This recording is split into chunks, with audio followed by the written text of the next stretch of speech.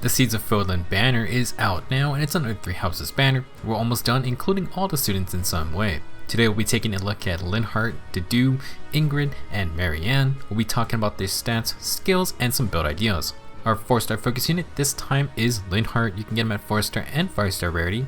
Plus he's going to demote through the 4-star permanent summoning pool after the banner ends. The 40 summon spark mechanic is active this time, plus we got first summon tickets via forging bonds. As a unit, Linhardt's going to be an infantry healer, which usually doesn't make for a super interesting demote skill-wise, but he does come with some very neat stats. He comes with 39 HP, 34 attack, 25 speed, 30 defense, and 30 resistance. Incredibly bulky defensive spread for a healer, and Linhardt gives off some silk vibes with that 30 plus defense and res. He will lean more toward tanking magical damage, and you can go all in on res tanking, but he can always balance out his defense with his skills. Linhardt has the highest res for an infantry healer and second overall. 30 defense is great compared to most healers, and 39 HP, 34 attack ain't bad either. Interestingly, Linhardt has a speed super boon, so if you do want to invest in speed, then that's a nice bonus. You can maybe avoid some extra doubles to preserve his tankiness. Sadly, base stats are pretty much Linhardt's main draw. He comes with no new skills, and everything he has is not exactly insane. He does have the Pain Plus staff for some splash damage, he has Physic Plus for ranged healing, and Miracle to keep on living. His B skill is Renewal 3, which may be a reference to his personal skill, and then he has Distant Guard, which is a nice C skill for supporting the team. Healers may be a vital part of Fire Emblem, but sadly they just don't make for the most exciting demotes in Fae.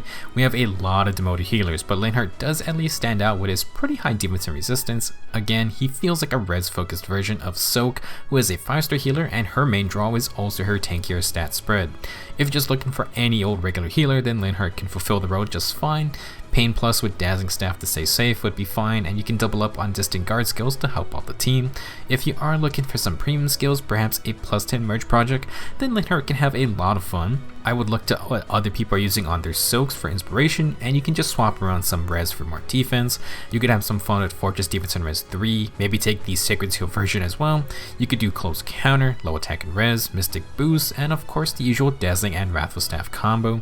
If you want some neat debuffing options, our next Grand Hero battle unit actually is gracing us with Sabotage Res, which is really awesome actually. He even has Attack Ploy, and Linhardt is set to use either of those with his Sky High Res stat. If you want to do a speed focused build or just one build for survivability, the Palm Plus staff from Summer Reese is super good. It inflicts -5 attack and speed on foes, which is not something many staffs can offer. If you want, we got the new Return Plus and Rescue Plus healing skills for movement options, and Bomb Plus specials are on the 5-star healers. All in all, not a lot of new things we can do with no unique staff, but at least Linhardt can carve a tankier niche for himself. He should be a pretty fun merge project if you want to go all in. Next up is Dedue. Dimitri's right hand man is here, and he's an axe armor unit. For stats, Dedue has 50 HP, 45 attack, 17 speed, 45 defense, and 20 resistance. Good lord, super high HP, attack, and defense with HP and res super boons. The man is going to be a literal wall, just like in 3 houses. Dedue would have had the highest base defense if it weren't for Valentine's Gustav last month, but he does tie for high base attack.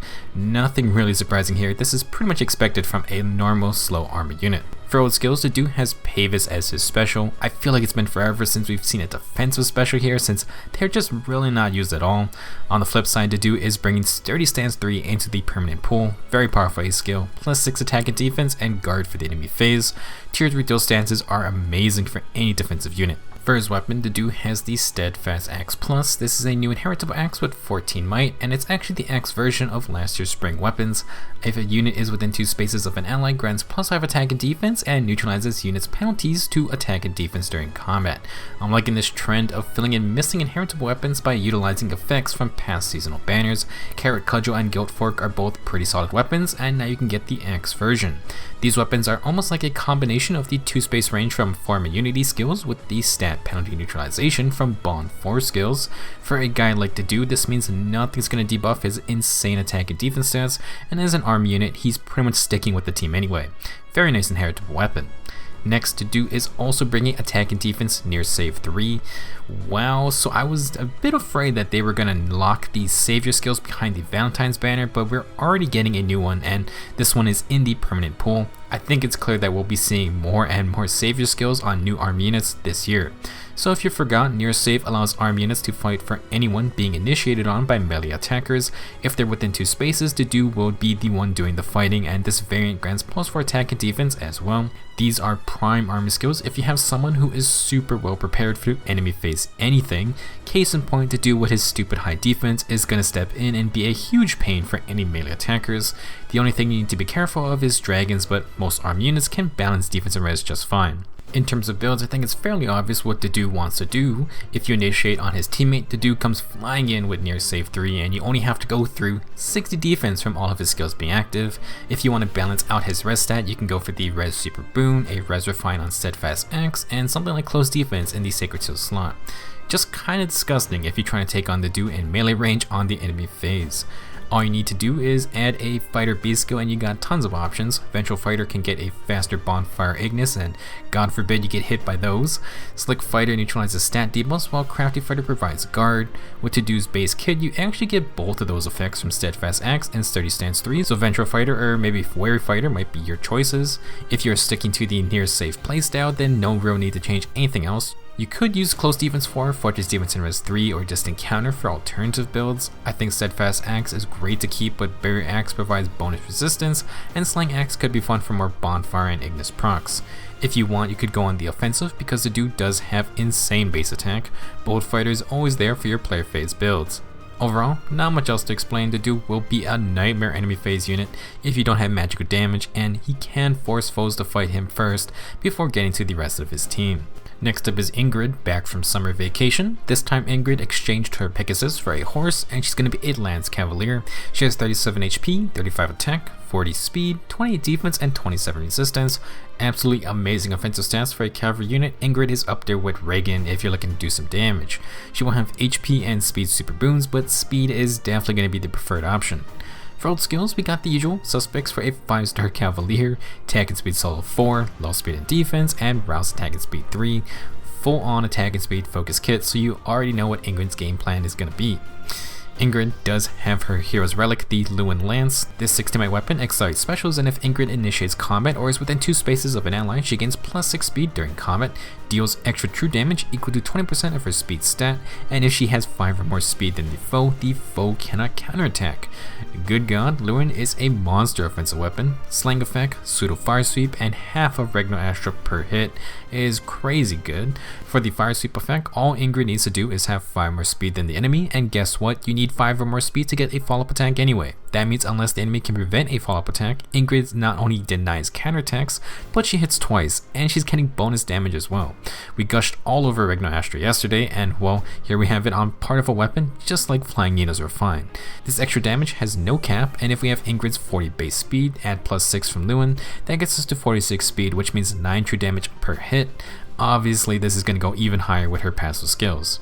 Ingrid is pretty much fully geared up from the get-go, and her base kit plus Lewin is disgustingly good. With every skill active, she can hit 59 speed, which is 11 extra damage from Lewin's effect. This is on top of Lewin denying counterattacks, and Ingrid has low speed and defense to deny the enemy from catching up to her. We can just double stack attack and speed solo skills, and well, good luck if you can't prevent a follow-up attack. Even if you do stop a follow-up, you may not stop the fire sweep effect, so Ingrid's gonna live, and that's gonna cause issues. Speaking of which, accelerated specials with fire sweep 2 taps is just asking for Gale Force usage. Ingrid can definitely pull it off. She just needs to proc Heavy Blade, and her 2 hits will get Gale Force going. If you really want Gale Force to work, you may want to swap to low attack and speed, or maybe just bring Chill Attack on an ally. If you want, since we have attack and speed solo in the seal slot, you could go for Heavy Blade 4 for bonus true damage on top of Lewin. For defense teams, maybe you could use skills like Drag Back, Hit and Run, Pulse Smoke, or Savage Blow. Ingrid can fight on the enemy phase as well, but Lewin is definitely focused on the player phase. We've gotten back-to-back top-tier Lance Cavaliers. Duso shows us what a tanky Great Knight can do, while Ingrid is going to make you regret letting her attack first. If we ever get some kind of no fallout for Cavaliers, Ingrid would probably be a menace to deal with. Last up is Marianne. Coming off her Choose Your Legends win, Marianne is a bit early, but this is her student version. The CYL ult is based off her timeskip version, I believe. What's funny is that last year Lysithea won a CYL spot and released a month later. Marianne is doing the exact same thing, so maybe we can get the 3-peat next year. As a unit, Marianne will be a blue infantry mage. She has 36 HP, 41 attack, 32 speed, 17 defense, and 39 resistance. She will actually have 3 super boons in HP, attack, and res. Very high attack and res stats, up there with other mages. Actually very similar stats but to Ileana, just putting a bit more points into attack. Marianne will have the highest attack for a blue mage, so watch out for her. For old skills, Marianne has Iceberg for big special procs. She comes with low attack and res for some debuffs and joint drive res to further push her great res stat. For her unique weapon, Marianne has Icy Fimbolvator. This version of the spell is a 4/2 might tome that grants another +3 attack. If Marianne is above 25% HP, she then inflicts -6 attack and res during combat. Additionally, if she's above 25% HP and is within 3 spaces of a cavalry or flying ally, then Marianne makes a guaranteed follow-up attack and restores 5 HP per hit. So, Marianne needs to stay healthy to keep Icy Fimbolvator active, and she also needs to be near a cavalry or flying ally. This does put some restrictions on team building, but the range requirement is pretty large, so it shouldn't be too bad to work with. If you can fulfill all the conditions, Marianne is going to be dishing out a ton of damage. -6 res debuffs with the follow-up attack on a super high base attack mage is quite scary. She also has -6 attack debuffs with on-hit healing, so Marianne may not be as frail as you expect. With a built-in follow-up, Marianne's milling speed does actually come into play. If she cancels out a wary fighter type skill on the enemy, it comes to a speed check for the double, and 32 speed isn't super low. You can play around this to still get the double, which is great. Speaking of speed, with this follow-up built in, Marianne won't need quick repulse, so she'll be a great enemy phase tank against magic damage foes. For her other new skill, Marianne has Blue Dual Infantry 4, another tier 4 dual skill. These are purely for improving arena score by upping the BST value of blue infantry units. You do get +5 HP and +2 to everything else, so it's not too bad, but generally you can use another AA skill for more suited to the unit. For those looking to use older units or maybe support units in arena, these skills may be for you if you care about scoring high. For builds and playstyles, Marianne is a bit similar to Micaiah with her new Donnie Refine. She will output a ton of damage with her high attack plus guaranteed follow-up attacks, and with low attack and res, Marianne is always inflicting -9 attack and res on the enemy. She's going to be deceptively tanky, but with only 36 HP and 17 base defense, you probably need more defense versus strong physical damage dealers. Of course, Marianne should be fine against mages, and she can use Mystic Boost to tank dragons and get even more healing. Her base kit's pretty solid, but you can tack on attack and speed solo, speed and res solo, or Swift Sparrow for a bit more offensive pressure. If you don't care about the dual A skill, then you have a lot of options like attack and res variants of push 4 skills, bonds, or unity. You can also add bonus speed if you want. If you want to fight distant counter users, then sturdy impact might help a lot. No follow-up may not be bad either to let Marianne fully disable follow-up preventing skills or stop enemy guaranteed follow-ups, since those may be a bit too much to handle. Similar to Micaiah and refined Donnie, you could run Windsweep. The idea is that Icy Fimbolvator's follow-up cancels out Windsweep's penalty, allowing Marianne to double if she wins the speed check. Getting the double is always great, but it's more about avoiding dangerous physical damage threats for like distant counter army units, and Marianne has enough speed to make it work. She won't have dual effectiveness like Donnie, but it's an option. Overall, Marianne is definitely a scary mage if you cannot stop her follow-up. She can play for player or enemy phase, unlike poor Leon, and the only downside is her cavalry and flyer requirement. Obviously, this isn't that hard to fulfill, but if you only run one of those and you need to split up, then you may have problems. Glad to have regular Marianne in the game, and if you want her brave Choose Your Legends version, then you have a long time to save up. That's going to be it for this 3 Houses banner. If Legendary Claude cleared you out, or maybe you're saving for that spicy A Hero Rises banner, we have a Grand Hero battle coming tomorrow. It's going to be Solon coming with his big brain plans. We'll talk about him soon. Let me know what you think about our newest heroes, and I'll see you guys in the next video.